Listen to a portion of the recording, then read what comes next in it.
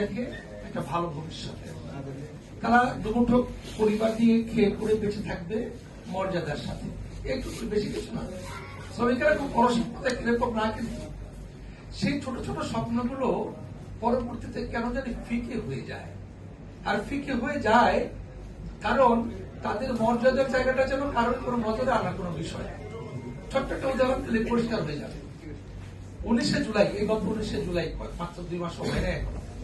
সেই 19শে জুলাই একটা গেজেট তারা সার্কুলার দিয়েছে। গেজেট নোটিফিকেশন হয়েছে 3/8, মানে অগাস্ট মাসের 3 তারিখ, এখনো অগাস্ট মাস শেষ হয়নি। মূল মজুরি প্রতিদিন 147 টাকা 66 পয়সা।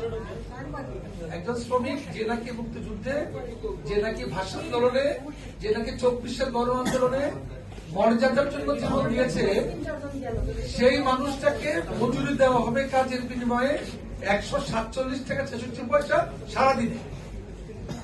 এই টাকা দিয়ে সে খেয়ে পরে তার পরিবার পরিজন দিয়ে বেঁচে থাকবে। আমি একটু আগেই আমার এখানে একটা, আমি কোথায় লড়ি চিন্তা করতেছিলাম, আমার মোবাইলে একটা ছবি ভেসে আসছে। একটা রেস্টুরেন্ট পান্থপথে, তাও দোকানে উৎসবেরা, সেখানে যে ভাত খেতে লাগে 169 টাকা। সেখানে কোনো মাছ, ডিম, মাংস নেই, শুধু ভর্তা, ডাল আর ভাত লিখে দিয়েছে তারা পরিষ্কার। 169 টাকা একবেলা একটা মানুষের, যেখানে কোনো আমিষ নেই।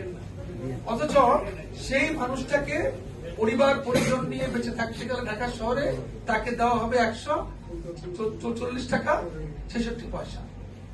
এই যে প্রহসন, এই প্রহসনটা সাহস থেকে পায়। এই প্রহসনের সাহস পায় কারণ আমরা দুর্বল, আমরা নিজেরা বিভক্ত, আমাদের কোন ঐক্যবদ্ধতা নাই।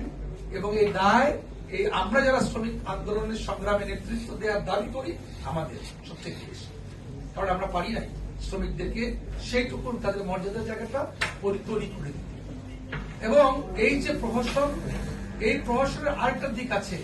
আচ্ছা, ন্যূনতম মজুরি নির্ধারণ করার কিছু নিয়মকানুন আছে, কিছু পদ্ধতি আছে, তো এগুলো তো কিছু অঙ্ক আছে এখানে।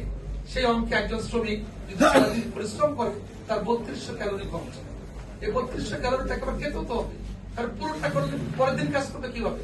3200 ক্যালোরি যদি সর্বনিম্ন উপায়ে একজন মানুষ দিতে চায়, তাহলে তার জন্য 146 টাকা বেশি দরকার। বাদ দিলাম তার ছেলে মেয়ে, বাদ দিলাম তার স্ত্রী, বাদ দিলাম তার বাবা মা, সব বাদ দিয়ে দিলাম। তারপরেও এই যে একবেলা খাওয়ার টাকাটা হয় না, এইটা প্রহসন। এই প্রহসন আমরা আর চাই না।